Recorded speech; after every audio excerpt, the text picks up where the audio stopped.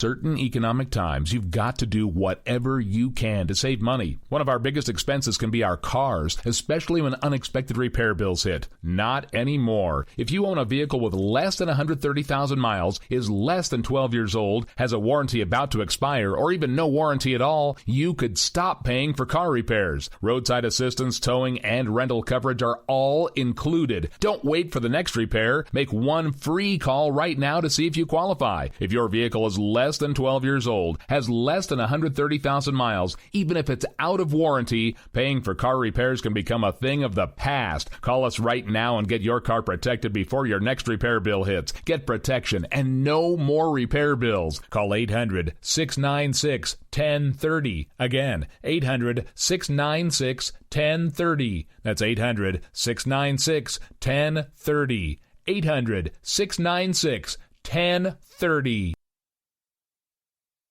Joe had huge problems with the IRS. I knew it was coming. I hadn't filed taxes since 1990. All the IRS letters coming in added up to a nightmare. To get up to like $68,000, my heart started beating fast. It's like, there's no way, man. I mean, I ain't going to be able to do this. Then they stopped his paycheck. So that's when I started making phone calls and found U.S. Tax Shield. U.S. Tax Shield went to work immediately. They just took the bull by the horns. What blew my mind is he called the IRS right then and there. So why is U.S. Tax Shield A+ rated with the Better Business Bureau? Joe knows. They saved me a ridiculous amount of money. If you owe more than $10,000 to the IRS or state, choose the company Joe chose, U.S. Tax Shield. It was the best decision I made. U.S. Tax Shield is the way to go. Life is good. Thank you, Lord. Call 800-471-3287. U.S. Tax Shield. Boo-rah. Yes. 800-471-3287. 800-471-3287. Game on, where progressives fear us and rhinos tremble. Welcome to the political jungle. I'm JD. This is Stacey. No one is safe. No one is spared. Lock up the children. And the old folk. Welcome to the world of liberservative conservatarians.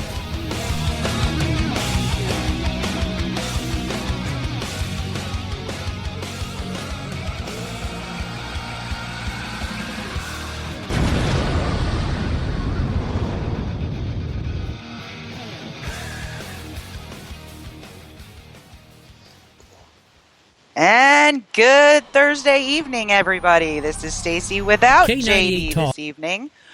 So no sound effects, most likely no inappropriate bells. I would venture a guess. And as you guys, ding, ding, ding, ding, ding, says Lou. As you guys know, we can be heard every Thursday night here on K98 Talk, 9 p.m., along with Tuesdays, 9 p.m. also, and Sundays at 11 a.m., and JD hates that, so you really want to tune in and hear him with his morning voice. Friday nights, we are also the lead-in to Yahoo Sports on WNJC out of Philadelphia. So if you want to catch us live, those are the times you can catch us in the chat room and other places.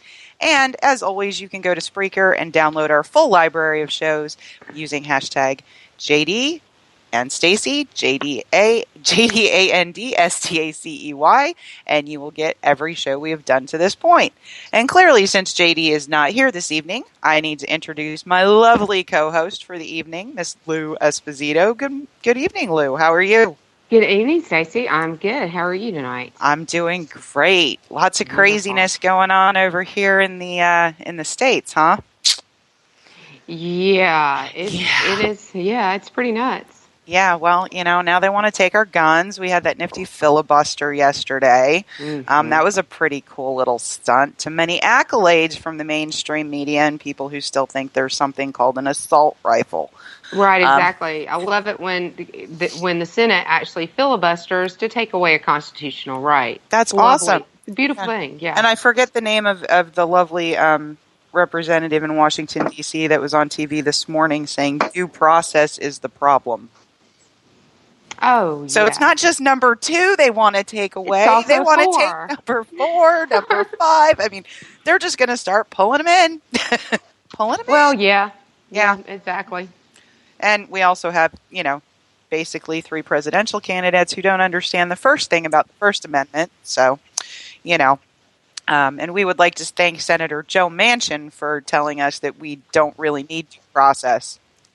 Yeah, due process is killing us. Due process is the problem. And as you know, they're trying to push on the Democratic side of the House this absolutely absurd idea that people on the no-fly list and the terrorism watch list need to be prevented from buying firearms. If you go and research the no-fly list, what you will find out is that almost anyone, for any reason and any mistake, can be put on that list and not be aware of it and not understand why and really be on that list with absolutely no reason. So what Senator Manchin is having a problem with is because folks on that list have been subjected to no due process of law, which, again, a constitutional right and requirement. We can't just yank away their Second Amendment rights. I think this is going to get increasingly interesting, folks, especially with our current situation on the Supreme Court. And, you know, now we have a Republican nominee who wants to go talk to the NRA, who endorsed him, to talk about having people have their Second Amendment rights taken away if they're on a terrorism watch list or a no-fly list. So we don't even have a representative in the presidential race anymore as far as the Second Amendment goes. So things are getting a little bit crazy. Yeah, and liberals are all about due process until it interferes with something that they love, like gun control. Mm-hmm. And I don't know why anyone would be surprised that socialists believe that the Constitution is the problem. I don't either. You know, and the thing about this is there are so many inaccuracies in the media. First of all, it was not an AR-15 that was used in the attack in Orlando. It was, I believe, a SIG. An AR-15... A AR-15 is not an automatic weapon. It's a semi-automatic weapon, same as most pistols or many pistols that are used. It doesn't shoot multiple bullets at a time. It's one bullet every time you pull the trigger. I mean, just the amount of misinformation out there. That it's not even that much power behind it, quite honestly. There are much more powerful rifles out there, and most of them are not even the term assault rifle is never applied to them, but they will do a lot more damage from a much greater distance, and you shoot somebody up close with them, one shot, they're gone. Yeah. I mean, a 45 does more damage than an AR. The best thing I've seen in this whole gun control thing was the gentleman the other day who works, I believe, for the New York Daily News, who went and shot an AR-15 and claimed afterwards he had PTSD. Did you see any of this? Because then all of these men start posting pictures of their 8 and 9-year-old daughters shooting the same gun and having zero problem with it. That was my favorite part of the whole thing. Is it was the little girl AR photos that followed. Yeah. No, that was the best part. That was awesome. Yeah, it really was. Yeah, I shot one this past weekend, and you know, did you require psychiatric care after the fact? No, I did. The 45 was scarier than that was, and it did a lot more damage to the paper. The paper. Yeah, because that's what legal gun owners generally destroy is paper targets. Yes, it's fun to shoot paper. Lots of fun to shoot paper, and if you do it in competitions and other things, it's a ton of fun. And then, of course, if you know it's your thing and you decide to change the paper targets to deer or something else you can put on the grill, more power to you. But, you know, we still have this entire meme around us about how we've got to take guns away because criminals, of course, obey the gun laws. That's really clear, especially in cities like Chicago. I call gun-free zones basically fishbowls. Anyway, as advertised, we have one of our favorite guests back on the show, Joseph Levine from Israel. He is the translator who works closely with the government and the military on various projects, as well as one of the smartest people I know. So, Joseph, welcome back to the show. Good morning, everyone. Thanks for having me back. I would like to also personally thank Joseph for getting up at 4 a.m. to join us. So if you hear the birds chirping in the background, that's because Joseph was actually up before the birds. So, anyway. What a trooper. There you go. Originally, we had Joseph scheduled to come talk to us a little bit about what had happened in Tel Aviv along with what had happened in Orlando, and we'll still discuss some of that. But I think what I would really like to get into and maybe start with is an article that Joseph had sent me today regarding some of the differences in how Israel as a country prepares their citizens for this type of danger, a terrorist attack on a soft target, versus what the U.S. is doing and some of the history of, maybe what we need to be doing better or different as far as real solutions for people who, are out in public, do not want their lives, taken away from them in terms of having to forego doing things that they want to do. And how do we better prepare all of our citizens to participate in this national security and national defense that we have to now be on the lookout for? Because this is just the beginning, guys. This isn't going to stop. The terrorist organizations have made that clear. The celebrations are clear. Fascinating article yesterday that was a translation of the Arab press, that this is not just ISIS-aligned groups or countries that were cheering what happened in Orlando. It was countries that we traditionally view as allies or friends, such, as Saudi Arabia, not a friend, but traditionally an ally. Egypt, which is generally considered a little bit more moderate than ISIS. So areas in Turkey and other places. So this is not just even, places that are Al-Qaeda strongholds or Muslim Brotherhood strongholds, which actually are in conflict with ISIS. We're celebrating what they called a victory in Orlando. So this is a much bigger problem than one single group. It's a problem of an entire ideology that JD and I spent a lot of time discussing almost a year ago in terms of what is fundamental Islam, what are they actually looking to accomplish, and, how do we address them? So, Joseph, with that, I'd like to start with this article from National Interest. And in reading it, in 2009, the Homeland Security Institute here in the States published a 145-page report, basically concentrating on the differences between the way the U.S. was dealing with terrorist threats and the way that Israel, who has been under this threat certainly for much longer than the U.S. in a real and tangible sort of way, approaches in informing and engaging their civilian population on counterterrorism and national security. In that assessment, the United States was really well behind what Israel does, and some of that includes beginning to prepare children for this possibility at a very young age. Joseph, Right. Your dad, can you talk about what that means in the context of how your daughter becomes prepared both inside your home and outside your home? Well, yeah, absolutely. First of all, I did want to, just to send my condolences to, all of the victims and everybody else that suffered in Orlando. And also, by the way, the incident in Texas, which was grossly underreported, maybe because it wasn't quite as dramatic as what happened in Orlando. But still, my condolences to everybody. I know it really is a tragic incident. And as you mentioned, it's the sort of thing that unfortunately has occurred here many times. And just to touch on the first point that you made about gun control. I mean, gun control aside, I mean, Israel has its own approach when it comes to guns. But the fact is that a substantive percentage of terrorist attacks have been either stopped or prevented by armed citizens. Even though we have some, I think, too strict gun laws here in Israel, the reality remains that armed citizens have been responsible for stopping many, many terrorist attacks.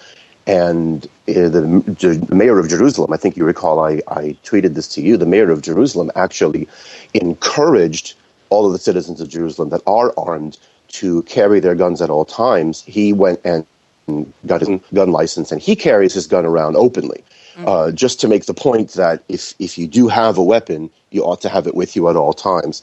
Well, and there's a requirement there as well that if you're a member of the military, you have to be armed, correct? Well, yes. If you're, the military is broken down into several categories, but there is something called the lochem, which is what they literally a warrior, meaning somebody who is armed at all times. They walk around with their firearm. They're not allowed to put their firearm down for any reason. They can actually get in a lot of trouble if their firearm is even on the table instead of slung over their shoulder. So, I mean, we're talking about whether it's a 19-year-old girl or a 25-year-old guy, it doesn't make a difference. They're always walking around with their M1 or M4 or M16, and some of them have the Tavor and other, very advanced, fully automatic weapons. So you have a lot of people on the streets with guns. You have a lot of citizens with guns. Officers, retired officers, senior officers automatically get a weapon when they retire. So you've got experienced people on the streets who know what they're doing, and it's an important part of what happens. And the same thing that with the attack in Tel Aviv and most of the attacks in Jerusalem, they've all been stopped by citizens with guns. We saw that several times with the stabbing attacks. Yes, absolutely. People. First of all, when you have a gun license in Israel, there's no such thing as a concealed carry permit or a carry permit, etc. Either you have a gun or you don't. Once you have a gun, you can take it anywhere. You can carry it anywhere. Obviously, you have to show your ID, but you can walk into a bank with it. You can walk into a restaurant with it. There's no such thing as a gun-free zone. The only place in the country that you cannot walk into it with is the military headquarters. Obviously, then you have to be, a civilian with a weapon can't walk into a military installation with his weapon. But other than that, people walk around all the time, and you see a wide variety of people, women, men. It doesn't, the laws don't show any preference for male versus female, etc. It does show preference for, like I said, for senior officers in the military, and for people living in dangerous areas. But other than that, armed citizens are everywhere, and I think it's an important component. As for what you said in terms of preparing people, let me walk you through a couple of the important points. First of all, every single school from kindergarten up to and including universities has armed guards at every entry point. So the first thing to understand is that children are aware that there's some sort of potential threat, because even going to school, they have to walk past an armed guard. All schools are gated off. You can't get into Tel Aviv University even without showing your ID, walking past two armed guards. So there's a sense of awareness that you pick up even as early as kindergarten. That's the first thing. Secondly, there are drills that happen all the time that are designed to prepare children for anything from a rocket attack to, an attempted attack on the school itself. And so now, rather than doing it in some frightening way that causes the children, to shake in their boots, so to speak, what they do is they bring in somebody who's an expert in security. They talk to the children in a reasonable manner. They say, sometimes there are bad people out there. These people try to do things to harm us. We have to be ready. And so the children understand, for example, if they hear a certain sound, the air siren, for example, this is what you're supposed to do. If you're outside, this is what you're supposed to do. That you build that awareness in the child, not to frighten the child and to get the child, in a state of panic at all times, but just so the child understands what to do. And it's amazing how resilient children actually are when you give them information in an intelligent way, in a way that at their level they can grasp. They tend to be very cooperative. And there have even been cases where the child has noticed a suspicious package, because children are very aware of their surroundings. A child has noticed a suspicious package on a bus, or a child has noticed a suspicious package at some location. And so the awareness starts early. And then, as a regular citizen, you see signs all over the place. Keep your eyes open for suspicious packages. Keep your eyes open for anything that might seem out of the ordinary. And when you grow up thinking that way, when you grow up with that sense of awareness, you have a slightly better sense of what constitutes a threat and what doesn't. And that awareness is crucial in stopping an attack, because an armed citizen or somebody on the scene who knows how to draw and fire a weapon is going to respond within 5 seconds. Whereas the police, even in Israel, where they're all over the place, they can't be there within 5 seconds. It's just not possible. So you need that first layer of security. And that was one of the things that was in the report. And it's frightening to think that report is not recent. That report is from 2009. This information has been out there for a while. And by the way, this isn't the first time that this has happened. I know a couple of the security individuals, let's call them, who were involved in talking to American Airlines. I don't mean the company. I mean American-based, locations-based, American airline companies back in the 80s when hijackings were a big thing. And the Israelis came, they gave them a very thorough description of how things work at our airport and how things work on our airplanes, and they were laughed out of the room. They were told there's no way in the world. It was absolutely not possible for us to implement these sort of things. So even 9/11, arguably the worst tragedy in American history, I'm not going to say it could have been prevented because we really don't know, but there measures could have been taken that might very well have mitigated those events. And that's unfortunate. It's unfortunate when that information is out there and politics gets in the way of safety. All right. Well, Joseph, with that, we're going to dive into our first commercial break here. And when we come back, we're going to go a little bit more in depth about, some other things that have gone on in Israel from a foreign policy perspective in terms of a little pivot that appears to be going on. So we'll be back in just about 3 minutes.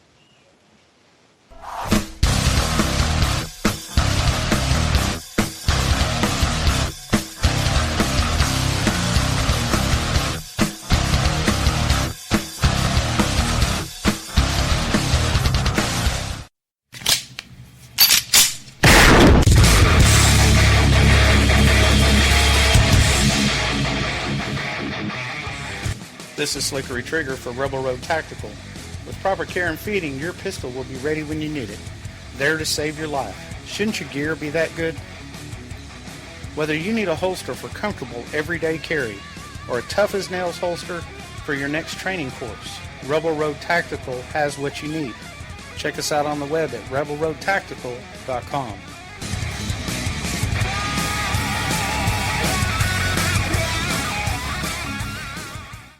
If you like your health care plan, you'll be able to keep your health care plan. This is the most transparent administration in history. Not even a smidgen of corruption. Fact is, we had 4 dead Americans. What difference at this point does it make? If you got a business, you didn't build that.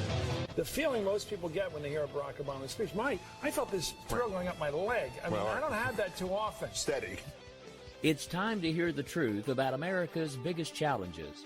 Ricky Robinson, host of America Off the Rails, will tackle the important issues facing America today as he tries to keep America from coming off the track. Get ready to hear the truth every Monday through Friday starting at 7 p.m. Eastern, 6 Central, here on K98Talk.com and the Spark Radio Network. Oh, welcome to the face. Welcome to the face of the new democracy.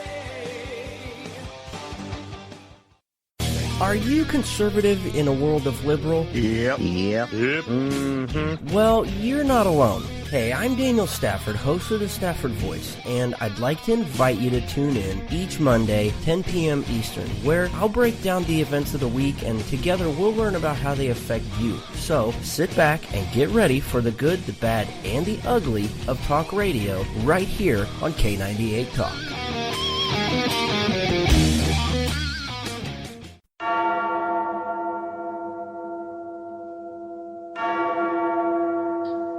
From the Vikings of Norway to my home down south to Washington, D.C., I've been around. I've seen it all, and I've come out on top. You better beware, for all you know, the bell tolls for you. Enter the bell tower or watch your step. 8 p.m. Thursdays, K98 Talk.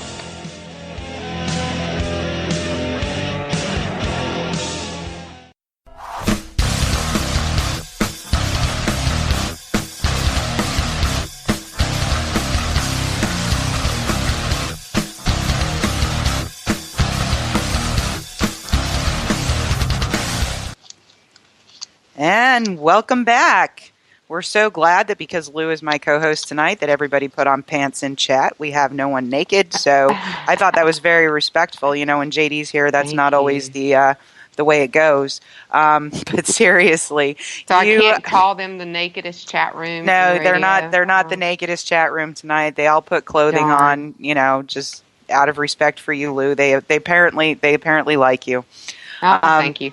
So anyway, you are listening to Game On with Stacey and not JD tonight. Instead, Miss Lou Esposito. And you can hear Game On regularly on Tuesdays and Thursdays at 9 p.m. Eastern Standard Time here on K98 Talk. We also play on Fridays, Drive Time, right before Google Sports on WNJC out of Philadelphia. And then we do it again at 11 o'clock every Sunday morning because JD loves getting up early so much here on K98. So you can join us anytime, and you can, again, get our entire library on Spreaker by searching hashtag JD and Stacey, JD, A-N-D, S-T-A-C-E-Y, and you will have every show we have ever recorded. Lucky you.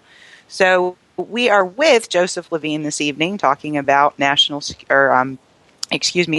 Security, a little bit of national security as well, but just wanted to give Lou a chance to pick up with disaster preparedness and some of the things that she has a whole lot of knowledge about, and kind of have a discussion with Joseph about that.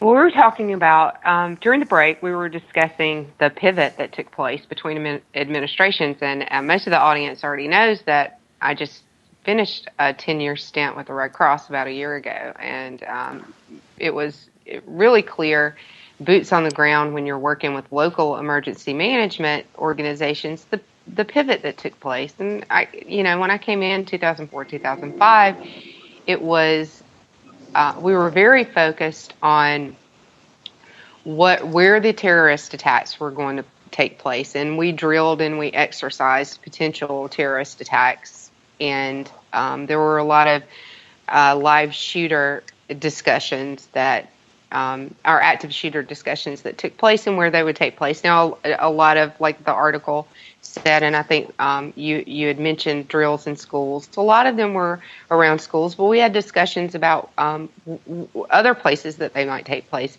And somewhere around 2010, there was a huge pivot, and things started to change. The funding for local emergency management shifted away from terrorism. The discussions shifted away from terrorism, and we weren't having the same types of discussions, and we didn't have the same focus on the airline disasters. Were still in our bailiwick, and we still talked about them, but there wasn't a terrorism focus on those. And definitely the discussions about where the terrorist attack might be and preparing for those, we weren't having the same level of discussions about that. There was a huge shift in that from my perspective, and from where I sat on the ground in the local arena and statewide in my state as far as preparing for that. So we saw a huge shift when the administration changed, and it's from Washington. It's that's very disturbing to hear, actually, because we've had a few administrative changes in the past decade or so, but this never seems to enter into the political discussion. I mean, safety first, I think, ought to be a principle in any civilized society. I mean, even with us, for example, that even goes so far as text messages. We get text messages if there is an imminent threat in our vicinity. So if you're anywhere, let's say in the Tel Aviv area, when an attack takes place, you get a text message letting you know to stay indoors or to respond accordingly. And I can't imagine it would be so difficult to implement, at least statewide. No, I mean, tools like that definitely seem like technology is at the point where that wouldn't be. I mean, I get weather alerts. Right, exactly. Exactly. If you can get a weather alert, why can't you get an attack alert? Particularly when you consider the amount of coordination between security apparatuses. It's not a difficult thing to implement. It may be expensive, but I mean, I should think it's one of the things that where money does play a role, but that money should be allocated. I would say definitely in our urban centers. I mean, larger towns, larger cities. Some of the states, they do their own thing anyway, and the emergency managers are all at the state and local level in this country. And they drive a lot, but depending on what the funds are available in a state or in a municipal area, they could be very dependent on what is driven by the federal government. And this was what was really disturbing about the article that you sent us, because what I saw in 2005 is very different from what I saw in 2015 and very different from what is presented in your article. We were really moving toward a terrorism focus as far as preparedness was concerned, and between 2009 2010 we really moved away from that, and it was very concerning. We could have gone somewhere that would have been really beneficial and we'd be more prepared, but we slid backwards over the past 5 years. Well, and Joseph, I just kind of want to get your perspective, because as we've spoken before, there are Arab Muslims that live within Israel and are citizens of Israel. There is so much sensitivity here about potentially offending someone. So we had an entire FBI-developed program that was an online curriculum that was meant to start talking to people about identifying terroristic threats and radicalization and how radicalization took place. And some of the Muslim representatives groups here, like CARE, actually petitioned the government to take it down to prevent bias. Do citizens within Israel who are Muslim or of Arab descent, do they find this strange or unusual? Well, I can tell you this. I know a lot of Arabs, both Muslim and Christian, here in Israel. And just like with anything else, you're going to get a wide range of opinions. I mean, one of the things that does happen is that an Arab Muslim is more likely to be profiled in Israel during certain types of situations, simply because that's where, statistically speaking, the threat tends to emanate from. But that doesn't mean that every single woman with a hijab is getting patted down day in and day out. A lot of security measures are universal. For example, you can't get into the train station without going through a metal detector and passing armed guards. It doesn't matter whether you're Jewish or Muslim. It doesn't, the same thing with going into the mall. Every mall has security guards at the entry points, and they're going to check, you for weapons or whatever, regardless. So a lot of the times you avoid the issue of profiling by simply having universal measures that everybody has to deal with. Now, I think Americans might find some of that a little bit invasive, and I can understand that perspective, but that's simply the way things are here. Metal detectors and armed guards are just part of life. They're not rude about it. They're not obnoxious. And there is a manner in which you can speak to people that is reasonable. I mean, if you go, for example, to a mosque, that you're going to see as many Muslims as you see Jews. It's not as though there's bathrooms for Muslims and bathrooms for Jews. It's not that way. On the other hand, if you're talking about situations where there's an imminent threat and there's been a series of announcements on the radio and you get these text messages, etc., and you know that something is going on, then yeah, obviously they're going to start to look for the sorts of individuals who are likely to perpetrate that kind of an attack. Now, in the Muslim community, you do have some people who get offended by that. And obviously, on a political level, you want to try to communicate that it isn't personal, that we're not accusing you of being anything. We're simply trying to protect the citizenry as a whole, including that individual. Because the fact is, when a gunman starts shooting in Tel Aviv, he can't necessarily know. It's not like everybody who's Muslim has a tag of some sort that indicates that they're Muslim. They're as likely to get shot in an attack like that as anybody else. So there are many people within the Muslim community who understand that this is for their benefit as well. They gain nothing by having these attacks succeed, So that's part of the discussion. And at the end of the day, if somebody gets offended, yes, that's unfortunate. It's not the way we want people to feel, but we're not going to risk the lives of hundreds of people simply to avoid somebody's feelings getting hurt. You just can't succeed in combating dangers like terrorism if you're talking about people's feelings more than people's actions. It's a very immature way of looking at reality. And myself, because I speak Arabic, I've had several occasions where I was able to sort of bridge the gap, and that's something that's been introduced in recent years, is getting more security detail who are fluent in Arabic, who are themselves Arab Muslims. There are plenty of Arab Muslims that have served in the military. There are plenty of Druze, which is a different religion, but it's they are an Arabic-speaking people, and so they're often able to bridge the gap. But like I said, at the end of the day, if the discourse is about people's feelings rather than people's safety, someone's going to get hurt. Their feelings might not get hurt, but they may end up with a bullet in their chest. And I don't understand why anybody would prioritize in such a way. It just doesn't make sense to me. Well, not having voter ID doesn't make sense to you either. No, that doesn't make sense to me either. That's true. Doesn't make sense to your fiance either. No. She thought you were lying. So yeah, she thought I was joking. She simply didn't believe me. But again, obviously there are going to be people who get offended, and that's unfortunate. But there are also people who are within the Arab community. For example, the terrorist attack that happened in Tel Aviv last time, not this most recent one, but several months back.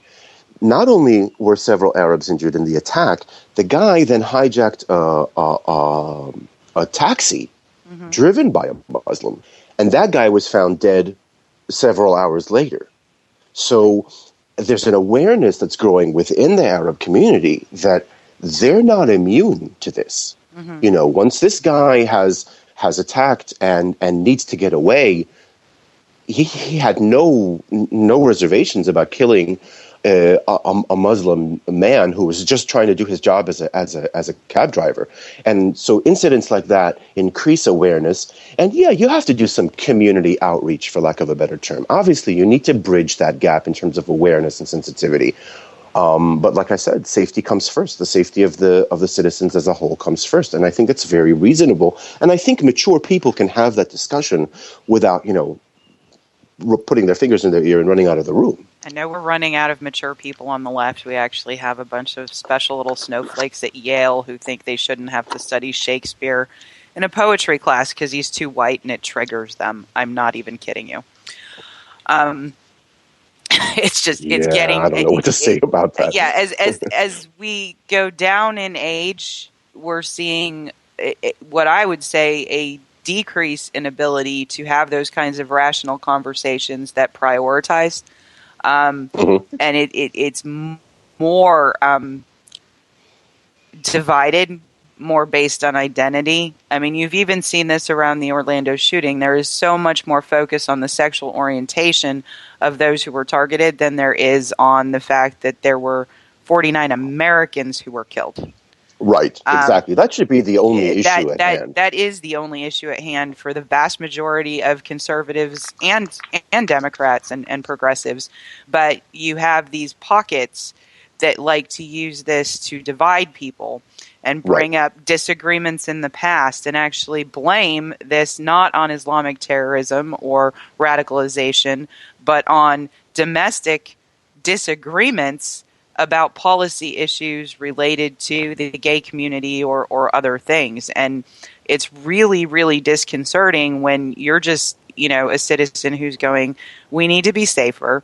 We need to arm ourselves. Everybody should learn how to protect themselves and their home. Carry if you're comfortable, but, and then the limit on the states in which you can even do that. If you want to have the type of rational conversation you're talking about, the venues for having that are getting fewer and fewer. Even our representatives in Washington can't have those conversations. Right. Yeah. It's interesting because I don't know of any incident in Israel where the community targeted turned around and made this about them specifically. I mean, we've had attacks at synagogues, we've had attacks at secular locations in Tel Aviv, we've had attacks at bars where, I mean, there are gay bars in Tel Aviv. I don't know whether there has been an attack specifically on a gay bar, and I guess I do understand why a community like the gay community might focus on the fact that this was an attack on fellow homosexuals. But at the end of the day, I don't know why that has to be relevant. There's no law, as far as I know, in the United States that prevents a homosexual person from purchasing a firearm and having that same degree of safety as anybody else, or going into any bar they would like to partake of. Yeah, I mean, like you said, it's about the citizenry. It's about people being safe. Like I said, and it was an attack on our way of life. Absolutely. It was because we are tolerant, because we are, we do like to go out and have fun. It was an attack on freedom. Absolutely. It was an attack on freedom, nothing else. And I think, like I said, certain universal measures, I mean, if you look at things universally, start to move away from this compartmentalization that I don't think is actually very healthy. I mean, the fact that an individual in his personal life does X and Y, it's between him and himself. I don't know how that's relevant to his safety. What I think, for example, take Tel Aviv University. Like I said, the entire campus is gated off. There are armed guards at all the entry points. They're not looking to determine whether the person going in is gay or Orthodox or Muslim. They're not looking to see whether they're Muslim. They're looking to see whether the person poses a threat. If the statistics were, and I guarantee that this is true, if the statistics were that the majority of attacks were perpetrated by Orthodox Jews with long beards, they would be the ones being profiled. I guarantee it. And I know that that's true because on the rare occasion that that's happened, security measures have been taken to counter terrorism on the extreme Orthodox right, which occurs, like the Rabin assassination. And so when you look at it from that perspective and you try to apply measures that keep everybody benefits, everybody feels like their safety is important, like their humanity is important. And I think the discussion has to remain on that question. And anything having to do with who has a gun, who doesn't, how much security a location needs, that's I think that needs to be just universal. Whether this brings up awareness within the gay community that they are a potential target, okay, good. But if it makes them more aware that they are a potential target, then that's an important thing because, like I said, they have the same Second Amendment rights as any other American citizen, and they ought to take advantage of them. I mean, why not? Well, and there actually is a very outspoken group that, of course, is not covered by the mainstream media called Pink Pistols, which is a LGBTQ organization that it very much encourages members of the gay community to arm themselves, learn how to use a firearm, and learn how to protect themselves and their families. So not there's shades of everything within various coalitions in this country. It's just a certain segment of the population that believes if you are this, you obviously belong over here from a political standpoint. But we are going to take our second commercial break, Joseph. Okay. So we will be back in about 3 minutes. And when we come back, I want to talk to Joseph a little bit about some national security ideas because some interesting things are happening at the UN, and we think they might be related to a pivot that is occurring within Israel. So we'll be back in just about 3 minutes. K98 Talk is expanding its lineup for 2015. This means we are expanding our advertising base. Whether you're a startup trying to push through to the next level or an established business trying to supplement your advertising budget, web-based advertising is a solid investment. Thanks to Talk's newest partnership with TuneIn Radio and instant access to our sister station, K98 FM, we give you worldwide access at a reasonable cost. Interested parties should email us at sales@k98fm.com.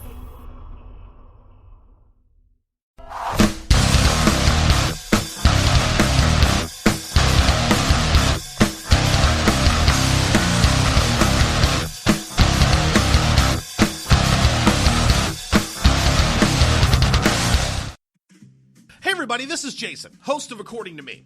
I'd like to invite you to check out my show. It's a 2-hour show that lasts 60 minutes and... listen, I hate to interrupt, but one thing I can do is read off a script. Just say, let me be clear a lot. It works. President Obama, I can handle this. It's a radio promo. I'm not green. I've done this before. Did someone say green? Now, Al Gore is here. Listen, I'm just trying to record a radio promo. Do you mind? Now, do you say good things about me on the show? No, not at all. But if it makes you feel any better, I rip on Republicans just as much. The AM radio frequencies give off very high levels of radiation. Look, my show is on the internet, which you invented. Can I just do my promo? I got a pen. I can veto that, you know. I know you got a pen. It's not a law. It's a radio promo. Listen, just listen to my show. Barack Obama and Al Gore hate it, so you're going to love it. Here's an executive order. Don't listen to his show. He doesn't like me. He's racist. And he doesn't recycle either. That's it. I'm done. It's According to Me, Wednesdays, 10 p.m. Eastern, right here on K98 Talk.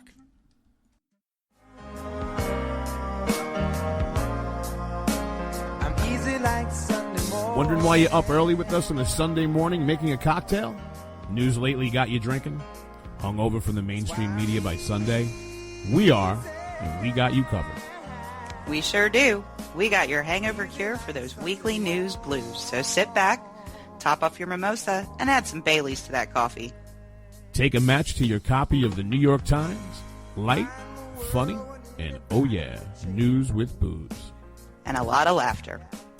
Welcome to Bloody Marys and Broadsheets. If it's Sunday, it's Bloody Marys and Broadsheets. We're your cure from your weekly news hangover.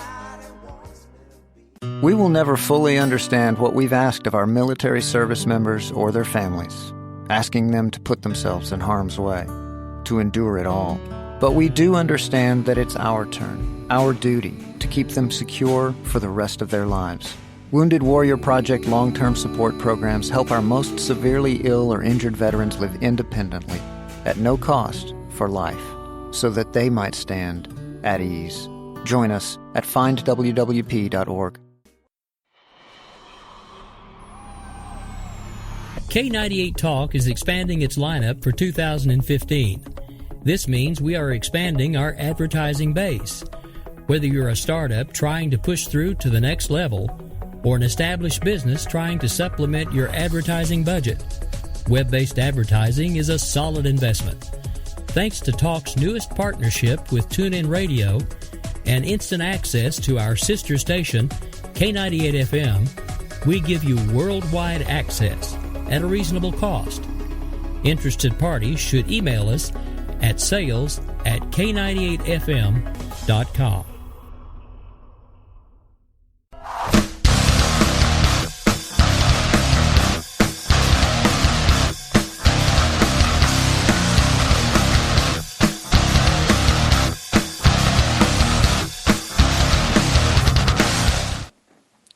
And welcome back to Game On, and we're going to jump right back into things with Joseph here. Want to talk to him a little bit about some things that we had actually foreshadowed, because Joseph's kind of psychic, in a couple of shows that he did with us previously, one after the boarding of the U.S. ship by Iran, and some of his thoughts on what how you're perceived in the Middle East, to include Israel, has a lot to do with how you're perceived as an ally or a friend. So, Joseph, you recently had an attack at an open market in Tel Aviv.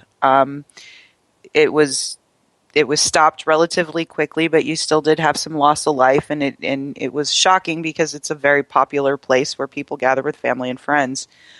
When that attack happened, where was your prime minister? Oh yeah, well, Bibi had scheduled a trip to Russia. It's actually his fourth meeting with Putin in something like 18 months.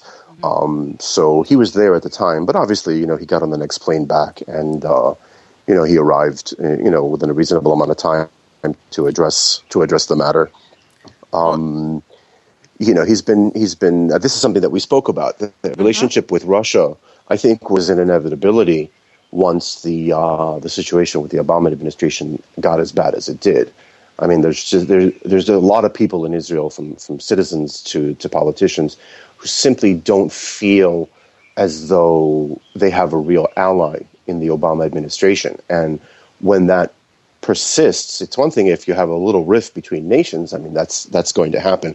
But when it persists for years on end, you have no choice but to start looking elsewhere.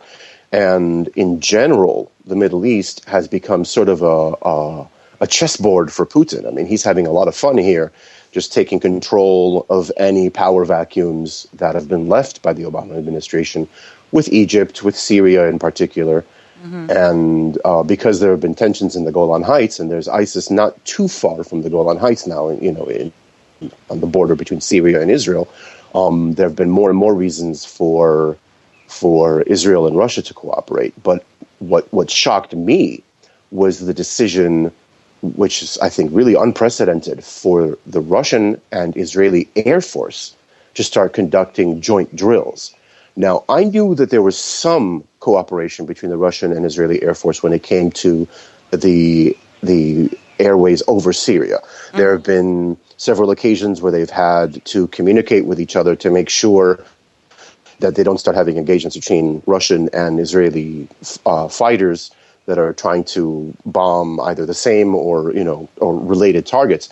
But that was just intelligence cooperation. Now it's gotten to the point that they're actually talking about doing joint drills, and that's the first step. Military cooperation. Yeah, exactly. That's the first step towards serious military cooperation.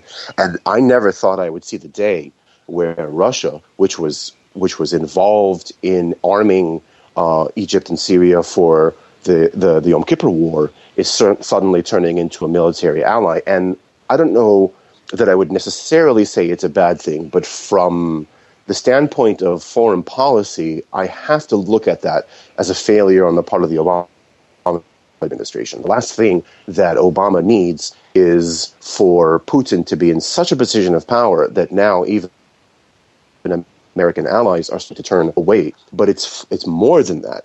1 week after Bibi visited with Putin, the UN granted Israel permanent status on a committee. And there were, according to reports, as many as 4 Arab nations that voted in favor of that. Now, I can't believe that that's a coincidence. I don't know what the conversations were. Obviously, I'm not on that level when it comes to Israeli security. But that's 2 dramatic shifts in international policy and international relations that have occurred right under the nose of Obama, neither of which benefits the United States.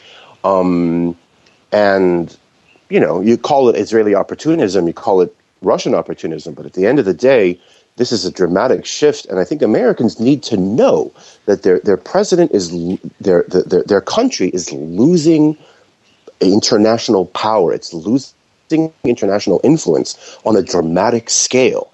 And that can wind up being a problem for the United States 5 years down the line, 10 years down the line. Well, and what's interesting is this committee is called the Sixth Committee, and is the UN's primary forum focused on issues of international law and combating terrorism. Right.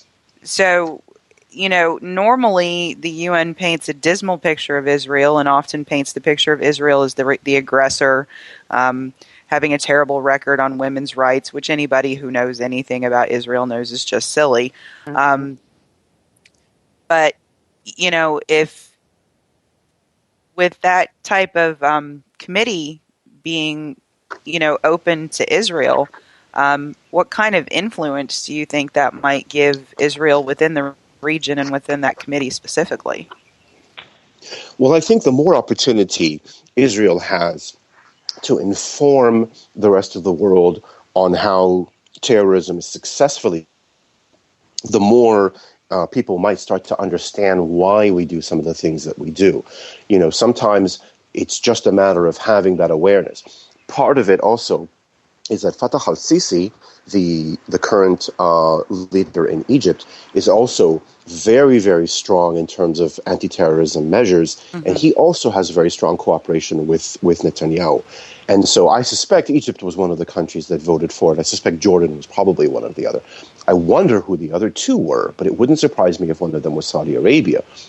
And again, that speaks to the fact that the issue of Iran is on everybody's mind. It's not just a threat to Israel. It's probably more of a threat to Israel than to Egypt. But, Saudi Arabia is closer to Iran. They've had problems in the past.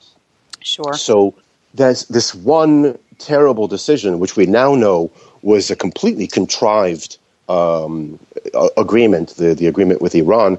It's sending shockwaves throughout this entire region, and I did predict that this would lead to a dramatic shift in relations, in the Middle East. But I don't think that was, I don't think you have to be a psychic to see that. Well, no, and I mean certainly in isolation, Russia was a part of that deal. I mean, right.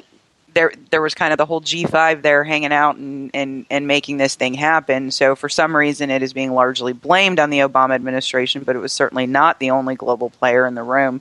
Interesting thing about that last little piece there was that the Israeli representative at the United Nations, Dannon, was elected chair of the committee, which is a move that is being hailed as historic because he was the first Israeli representative to lead a permanent UN committee since Israel joined the international body in 1949. That's right. Yeah, it's a dramatic shift that seemed to happen overnight, but I do think it's the result of ongoing discussions with Putin. But again, I don't think those discussions would have happened without the Iran deal and without this constant tension between the United, Obama and Bibi. Well, Joseph, we have taken it right to the end of the show here. Always a pleasure to have you on. Thank you so much for joining us, and hope we can count on you again, maybe on a Sunday morning when you'll be up a little late instead of up so gosh darn early. It's my pleasure. Thank you. All right. Well, Lou, thank you for joining me. It's my pleasure. You got those keys, lady? I got the keys. All right. Do I have to call you babe? No, you don't have to. Girl? No. You can call me sister. I got the keys, sister. All right, let's get up on out of here. And Joseph, why don't you real quickly tell people where they can find you on social media? Oh, it's RABBI224 on Twitter. And give him a follow. He's very informative. And as always, you can find me at Scotsfire, SCOTSFYRE, and Stacey Lennox on Facebook. Lou? I am at Bell, as in Southern Bell, BELLE_River. Throwing you those keys, girl. All right, let's get out of here.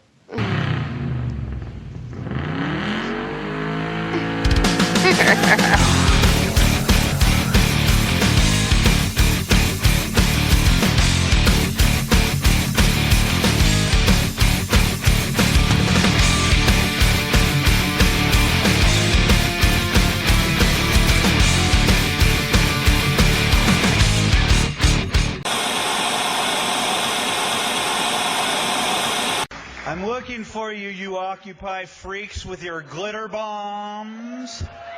Bring it on! Bring on the glitter. Everything has changed. Everything has changed in the last few years. Conservatives used to take it, and we're not taking it anymore.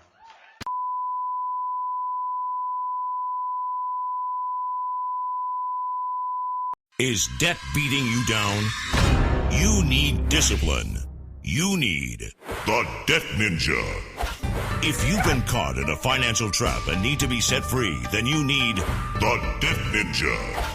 Want to stop those harassing collection calls, start saving thousands in interest and fees, and get out of debt fast? Then you need to call the Debt Ninja. The Debt Ninja will find the best companies across the country that will help you consolidate all your bills into one easy payment, reduce your payments by 30 to 50%, and get you out of debt fast. If you have unsecured debt of $10,000 or more, such as credit cards, loans, or medical bills, call the Debt Ninja for a free 15-minute consultation. Call 800-826-1246. 800-826-1246. That's 800-826-1246. Call today. The Debt Ninja.